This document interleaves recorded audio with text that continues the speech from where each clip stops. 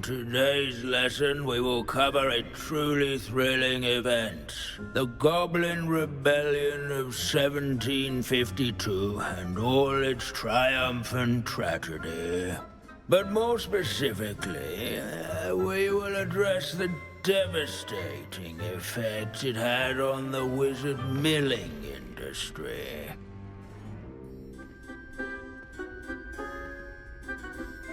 Actually, we do know the number. 632. But history occurs outside the classroom. And look, it's time for my constitutional.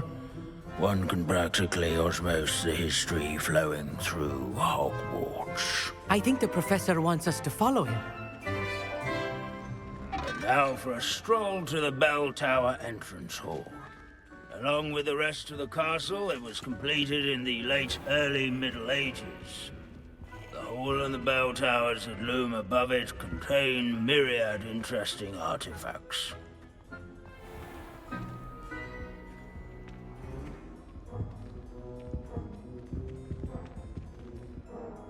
Good to see you again. Recovered from that nasty bout of dragon pox, have we?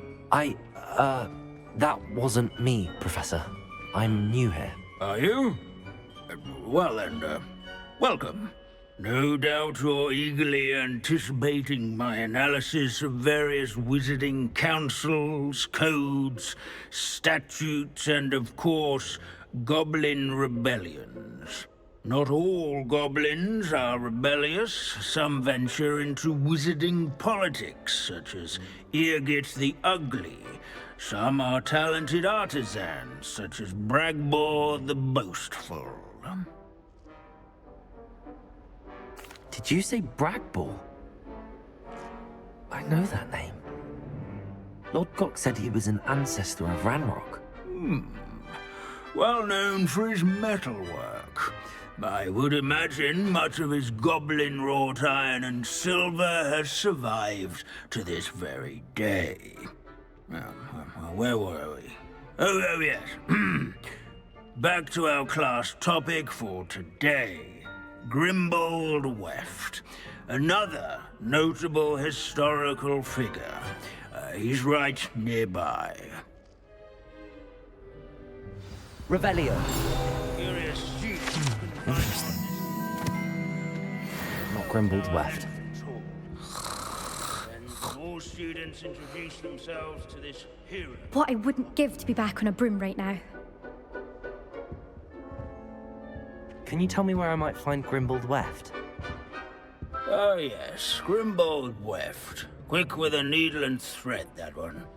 He's a fascinating artifact of the Goblin Rebellion of 1752. At any rate, he can be found nearby, perched in his case. He never strays from the bell tower and... Aloha Mora.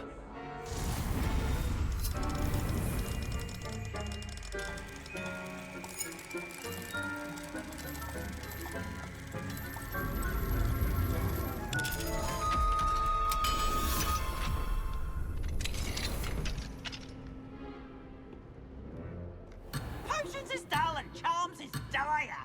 Nothing's as clever as playing with fire.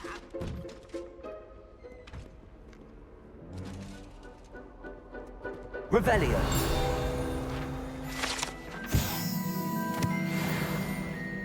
Oh yes, I see you found Grimbold Weft. Yes, I rather enjoyed seeking him out. The thrill of the scholarly pursuit. I know the feeling quite well. Now, let's turn our attention to the agreeability and general good nature of Sir Aphbuttle. He's also nearby. See what you can learn from him for your next assignment. Standing in eternal but symbolic watch over the bell tower is a retinue of loyal Wagadu's knights, history is, or rather, well, a statues bit different knights, than I that of should Hogwarts. clarify. To say the Abandoning class to wander the halls is in keeping with Professor Binns' manner of teaching. Countenance nestled among the ranks. His fame was not won by vanquishing foes in single combat, nor by slaying bloodthirsty dragons, but rather in training yards and scullery. Sir Scagglethorpe the Heedless once challenged a mountain troll to a game of musical chairs. Care to guess who won? These bits of broom are all that's left of a witch called Celine Wartnobby. Rumour has it, she was demonstrating her experimental... This is a centuries-old light. Confringo! People have always loved their pets. I find that comforting. Revelio.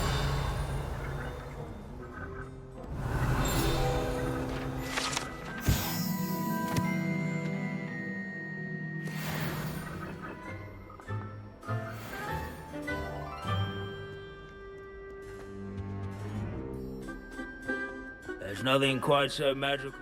Professor Binns, I found the statue of Sir Athpuddle. Ah, well done. Alas, Sir Athpuddle's affability was his undoing. Died instantly trying to befriend a basilisk. Eye contact is not always to be encouraged. So beloved was he that even some goblins mourned his passing. Of course, that did not bode well with the rest of the goblins, most of whom could not abide mourning the loss of a wizard. Goblins and wizard kind will never trust each other. Yes, well, it takes a cauldron to raise a chisperful, as they say. History does tend to repeat. It is a series of patterns, a thought both comforting and disconcerting.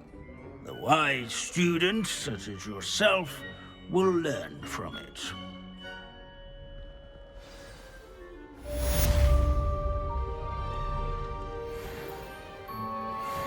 History is written by those who do their schoolwork. Revelio. Oh, it's you! Just the person I need. Samantha, is everything all right? No, it's not. It's my brother William. The one I told you about after Charms class. He's been cursed. He ignored my warning and now he's lying in St. Mungo's looking completely pathetic. He simply never listens. I'm sorry, how exactly has he been cursed? Oh, you won't believe it. Truly, but his feet were turned into purple beets. You can imagine his distress. And mine. I won't even go into the attention he was getting from our garden rabbits before he admitted himself to hospital. I'm so sorry. That sounds like a trying situation. I'm glad you understand. Everyone else just laughs at me as if it's a joke. No compassion at all. Well, it is an unusual situation. How did your brother end up like this? It's entirely his own fault. I told him about some research I'd done recently on our ancestor Marmaduke Dale. In particular, my discovery that Marmaduke's tomb was cursed. My brother's always making fun of my discoveries. This time, he laughed in my face. Told me I'd misinterpreted my findings. As if that were possible. And to prove his point, he went right up to the entrance of the tomb and poof! His feet transfigured into beets. How awful. I can see why you're upset. He definitely needs some help. Exactly. He may be a cape flapper, but he's still my brother. And no one deserves such a fate to last forever, especially as the result of a single brainless mistake. Now I worry that if the curse isn't reversed, it could become permanent. Can't the curse be broken? Possibly. The curse stems from a crest that was stolen from Marmaduke. If the crest were returned to its rightful place upon his sarcophagus, then I believe that William's feet may be restored. You battled trolls when they attacked Hogsmeade, escaped a dragon, and I could tell by your work and charms that you're a skilled spellcaster. Returning a crest to a sarcophagus should be almost effortless for you. So, will you help us?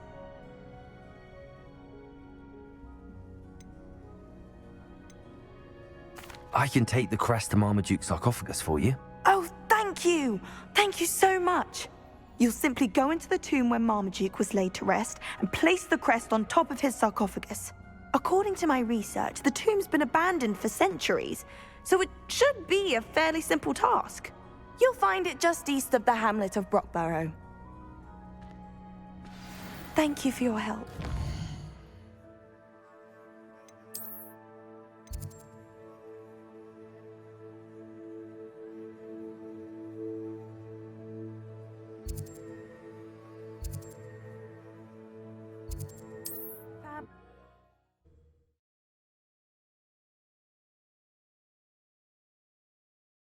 I need to find the tomb near Brockborough and place Samantha's family crest on a sarcophagus there.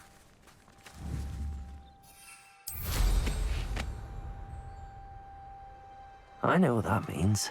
Merlin trial.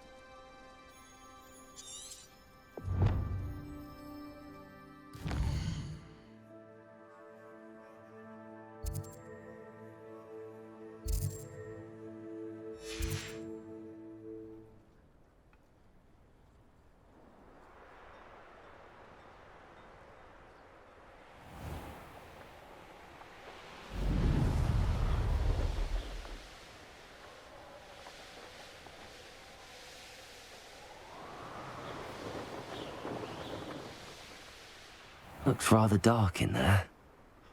Never stopped me before.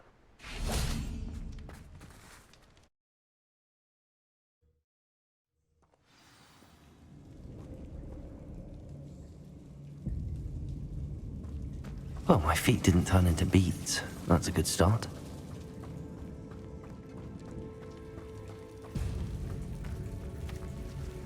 Confringo! Should have known a herbologist would use Devil's Snare. Lumos. A troll? You can't be serious. Confringo! Leviosa! Bombarda!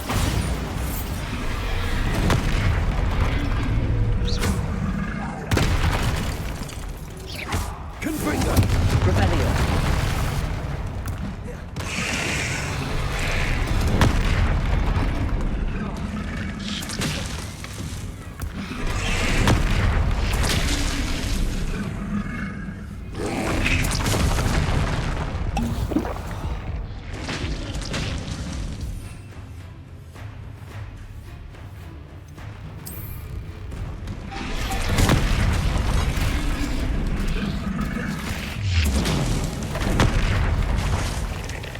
Confringo! Leviosa! Bombarda!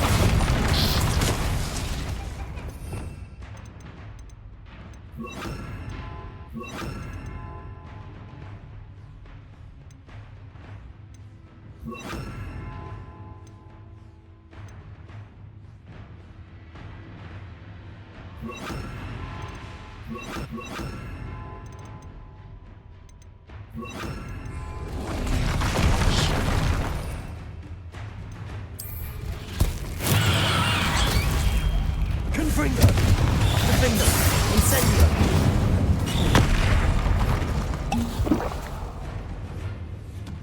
Bombarda! Confringo! Incendio!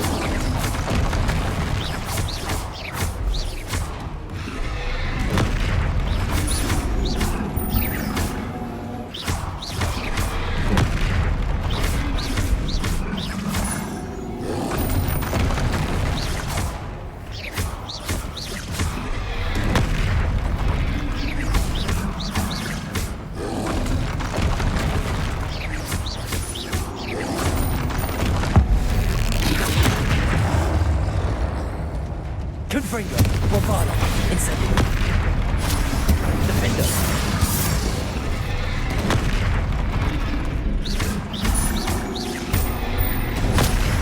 Confringo, Incendio.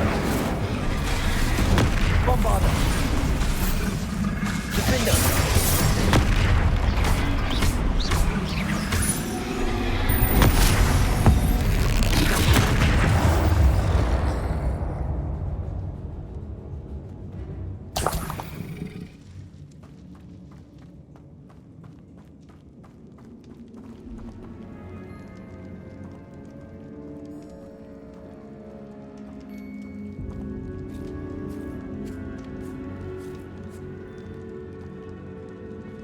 A sarcophagus.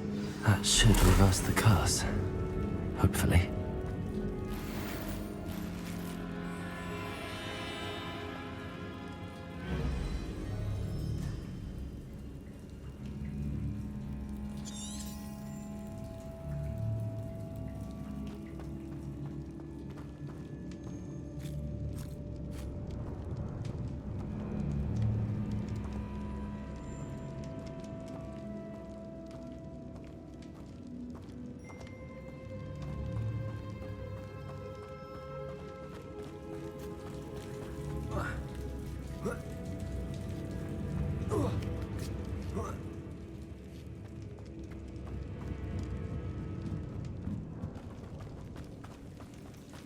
Well, Marmaduke certainly left behind more than plants.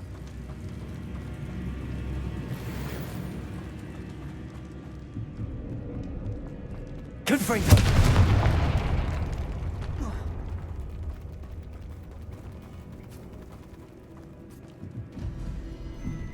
Lumos.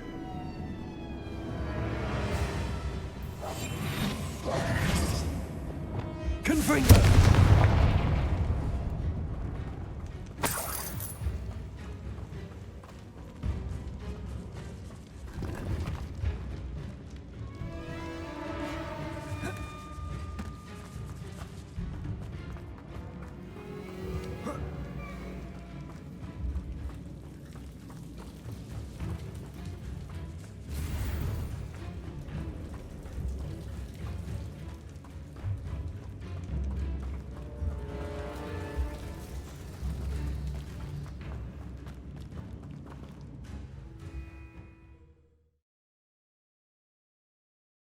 Samantha will be glad to hear that the crest has been returned. I certainly hope it reverses the curse.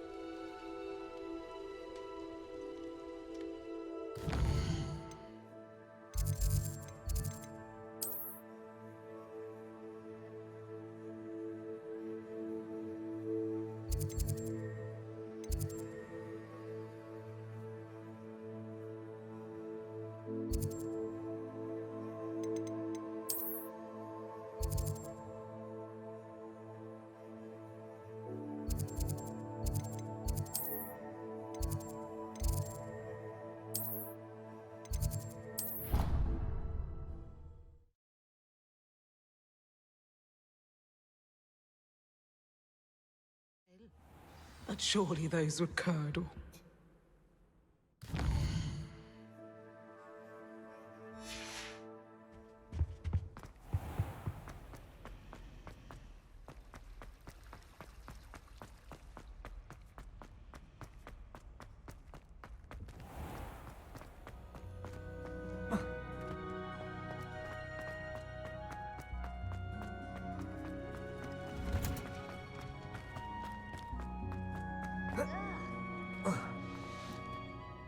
I'm happy to tell you that I returned the crest to Marmaduke's sarcophagus just as you asked. I thought as much. I received word from St. Mungo's that my brother's feet are back to normal. No more beats. Oh, I cannot thank you enough.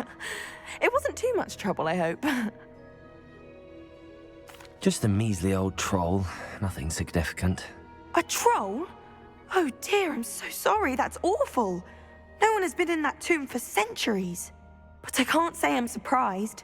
Marmaduke seems to have been full of surprises. Indeed he was. Well, I suppose I should be going.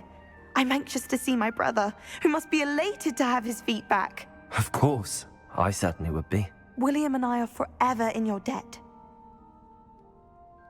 Thank you again for what you did. Ah,